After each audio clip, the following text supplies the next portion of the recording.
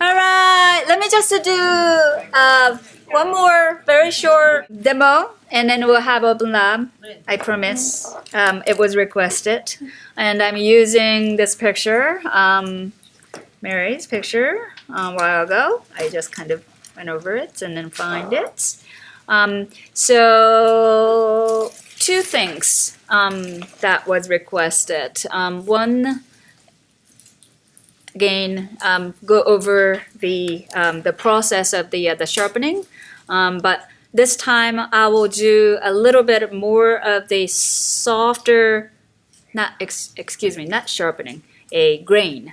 A little bit more soft grain than the very sharp edgy grain. So it looks more not so digital. Another one was to create the vignetting. You can vignette in Lightroom here, but I will show you how to vignette in Photoshop, which is pretty simple too. Okay, so I'll start with the image here. I don't want to soft-proof that one. I don't think I have information in the shadow, but just maybe I do. What is the blue in the picture? Clipped information. Okay, so say that I'm ready to go to Photoshop, and then I go to Photoshop thinking that I added some adjustment in Lightroom, So I'm going to use this edit a copy with Lightroom adjustment. If you previously edited this image in Photoshop, and if you like to keep the layers, you should choose edit original or edit a copy. If you go to edit a copy with Lightroom adjustment, all the layers that you previously created will get flattened, okay? And then you can't go there in Photoshop and then readjust it. So just be careful. I'm gonna go edit, and I'm in Photoshop. I'll start with adding some grains. So just like what we did with the previous demonstration, I'll go to create a new layer, edit, fill, 50% gray, and OK. At that point, I will go to overlay or soft light, either one of them. And this layer is going to be the grain layer. I am going to change this layer to a smart filter. Convert for smart filter, enable me to go back and then readjust the level of filter that I apply to. So this is very helpful. I go filter, noise, add noise. So you see how sharp the noise is, by the way. I'm gonna use the Gaussian and the monochromatic because this is a monochrome image. It's pretty sharp.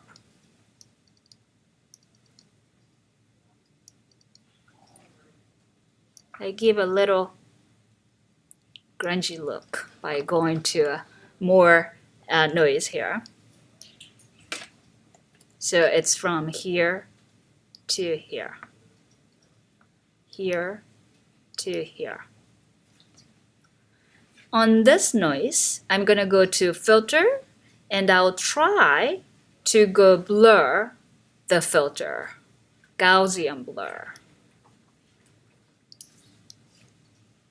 Not even 1.4. You probably do need really subtle amounts.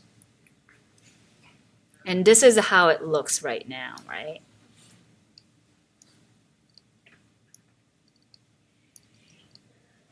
So you're adding a filter on top of the filter? Yep, I'm adding a filter on top of the filter. So it becomes this to this, or you don't see it here. But you do see in this picture. Oh, but you know, you are getting these little patterns. It is probably the well, let me just say okay to that.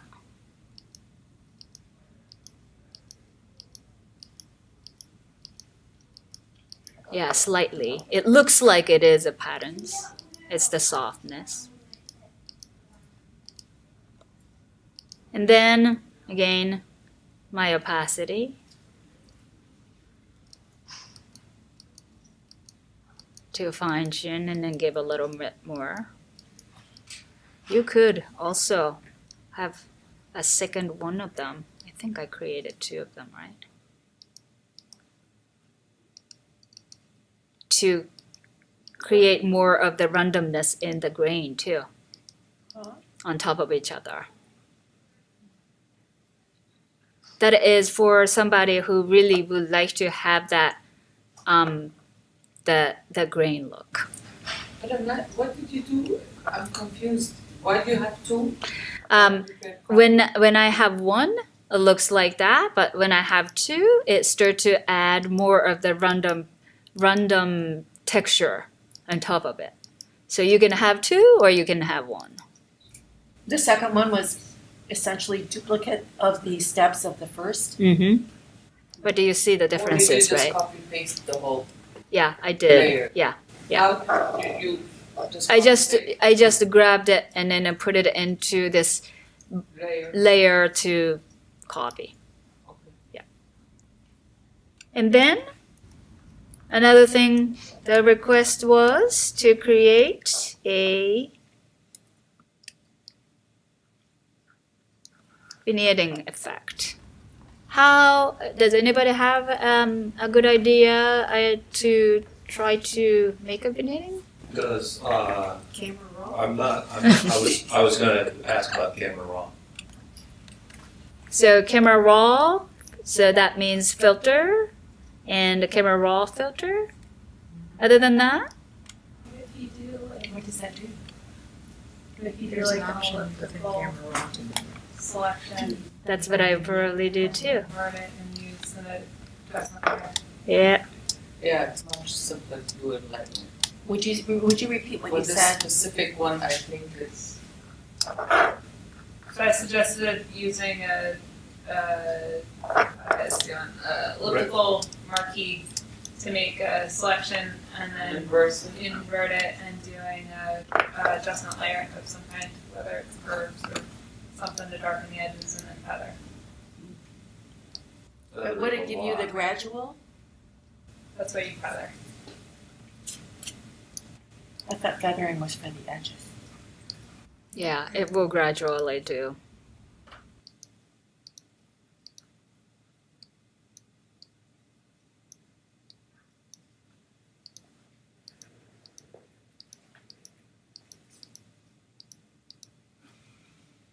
What about that?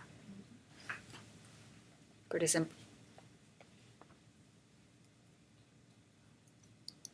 So basically select the area and then apply the curve or any kind of adjustment layer to darken the area. I can do I don't like this one though, but I can do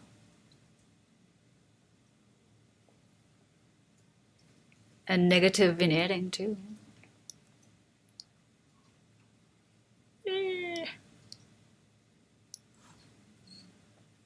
That looks weird. Isn't that? It looks kind of cheesy.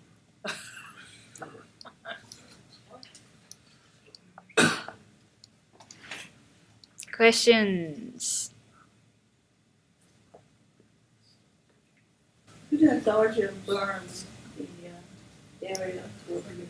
And then, yes, of course, I can dodge and burn this area too. Fill is 50% gray.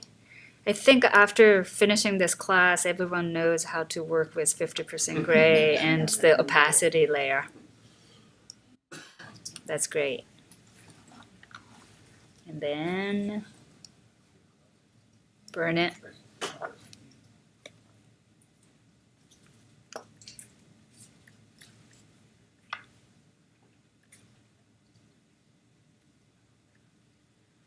Yep. Okay. Questions? If you need me.